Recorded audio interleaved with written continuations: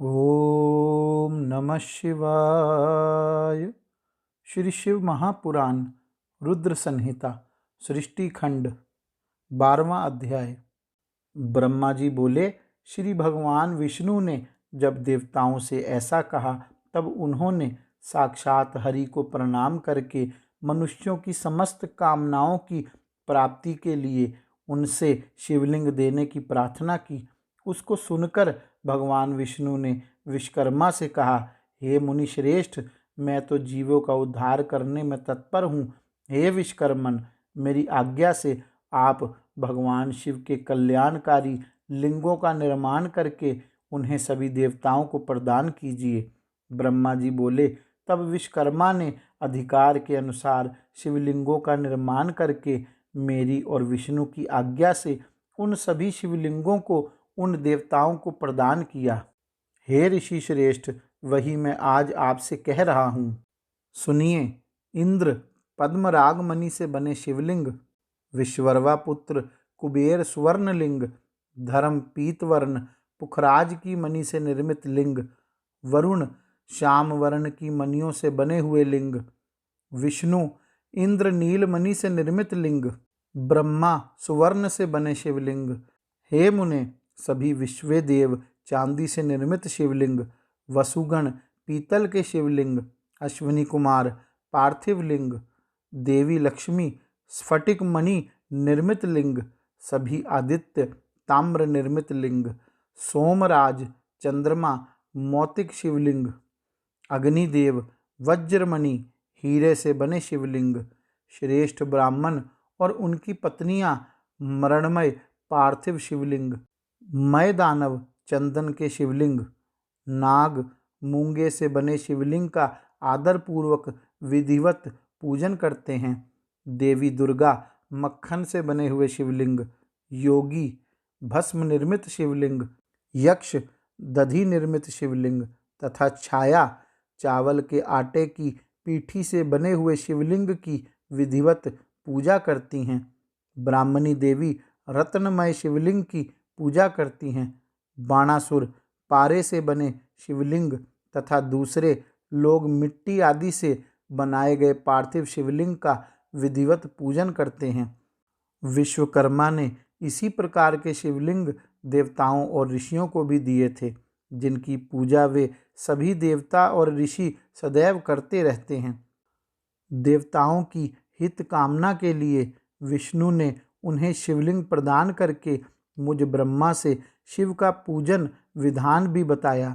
उनके द्वारा कहे गए शिवलिंग के उस पूजन विधान को सुनकर प्रसन्नचित्त मैं ब्रह्मा देवताओं के साथ अपने स्थान पर लौट आया।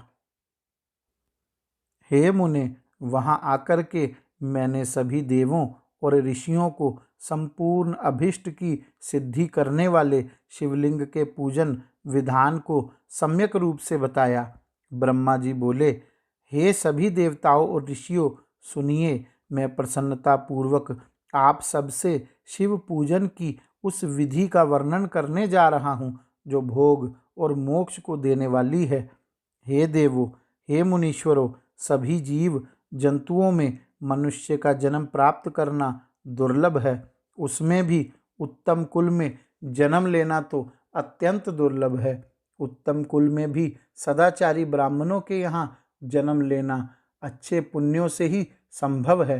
अतः भगवान सदाशिव की प्रसन्नता के लिए सदैव सब वर्णाश्रम विहित कर्म करते रहना चाहिए। जिस जाति के लिए जो जो सत्कर्म बताया गया है उस कर्म का उल्लंघन नहीं करना चाहिए।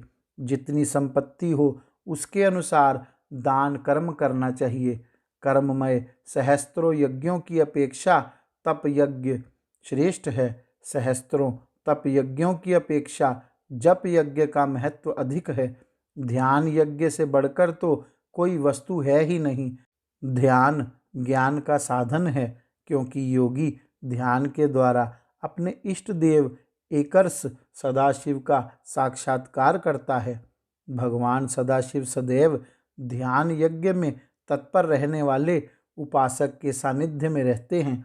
जो विज्ञान से संपन्न है उनकी शुद्धि के लिए किसी प्रायश्चित आदि की आवश्यकता नहीं है।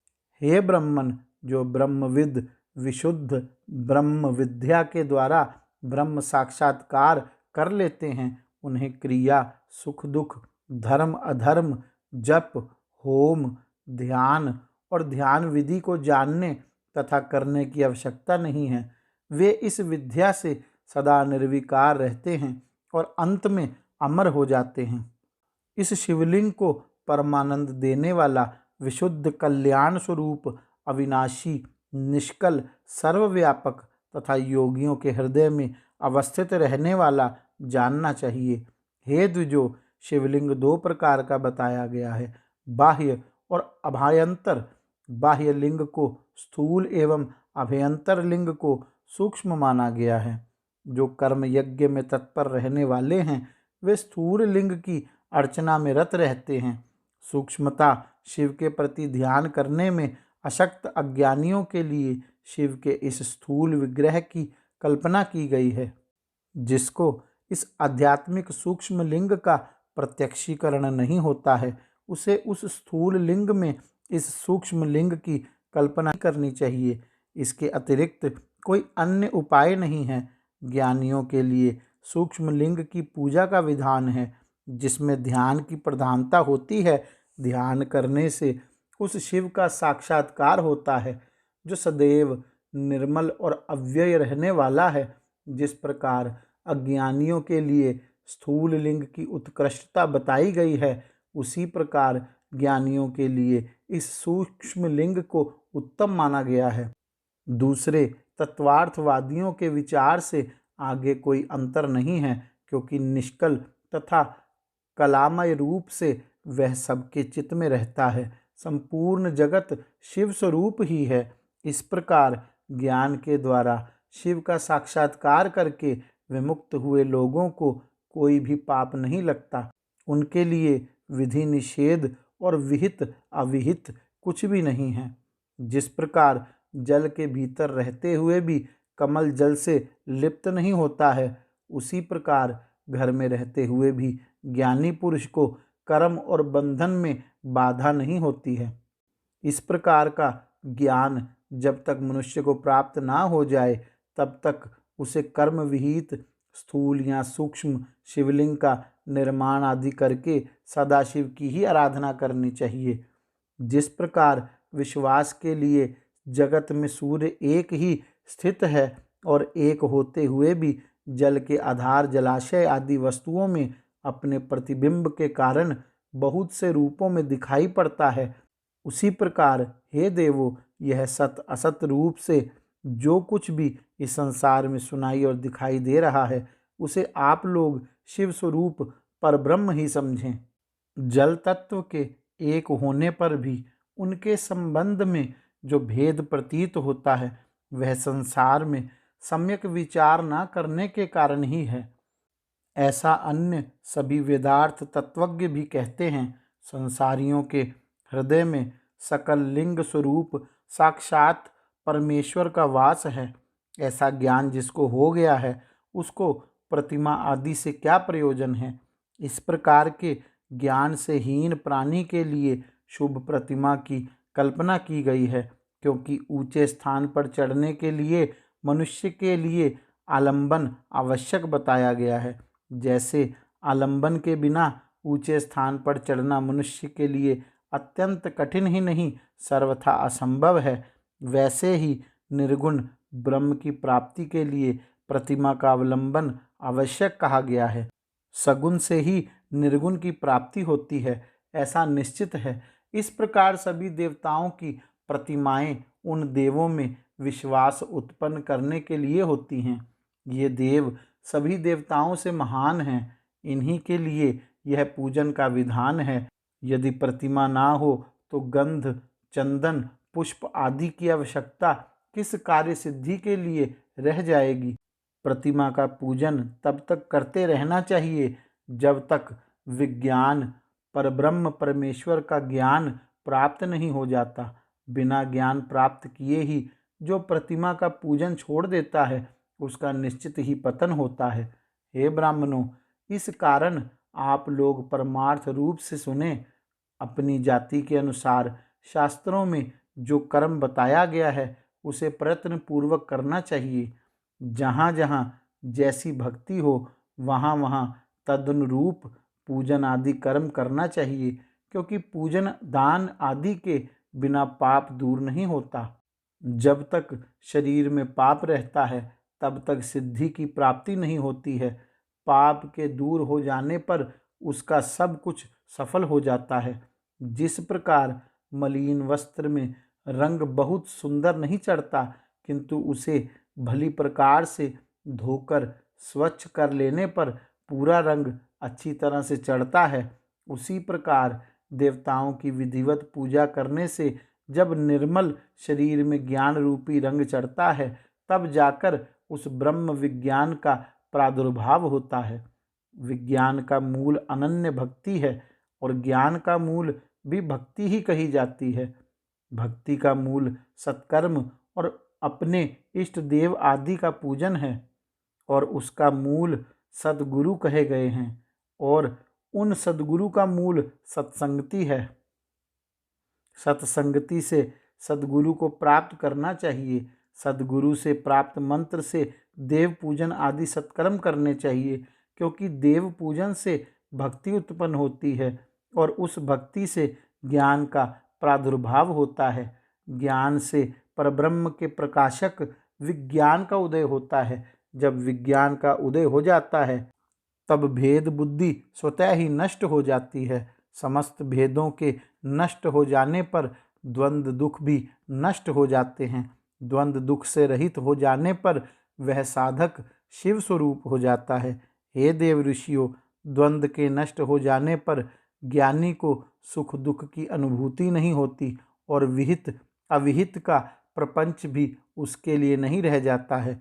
इस संसार में ऐसा गृहस्थाश्रम रहित प्राणी विरला ही होता है।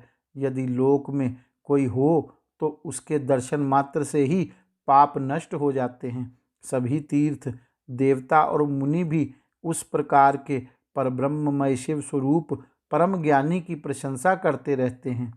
वैसे ना तो तीर्थ है ना मिट्टी और पत्थर से बने देवता ही हैं। वे तो बहुत समय के बाद पवित्र करते हैं, किंतु विज्ञानी दर्शन मात्र से पवित्र कर देता है।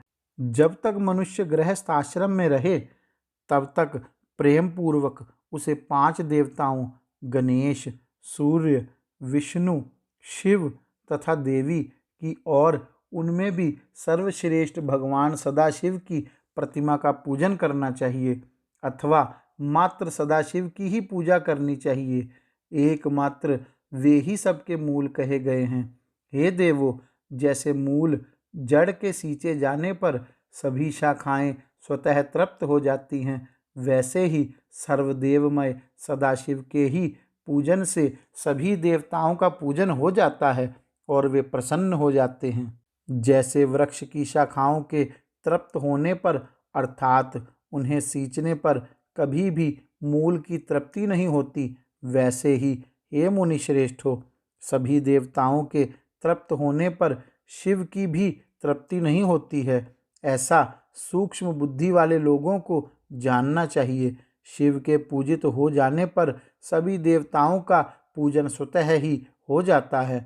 अतः सभी प्राणियों के कल्याण में लगे हुए मनुष्य को चाहिए कि वह सभी कामनाओं की फल प्राप्ति के लिए संसार का कल्याण करने वाले भगवान सदाशिव की पूजा करे। इस प्रकार श्री शिव महापुराण के अंतर्गत द्वितीय रुद्र संहिता के प्रथम खंड में सृष्टि उपाख्यान में पूजा विधि वर्णन क्रम में सारासार विचार वर्णन नामक 12वां अध्याय पूर्ण हुआ। गौरी शंकर भगवान की जय। ओम नमः शिवाय।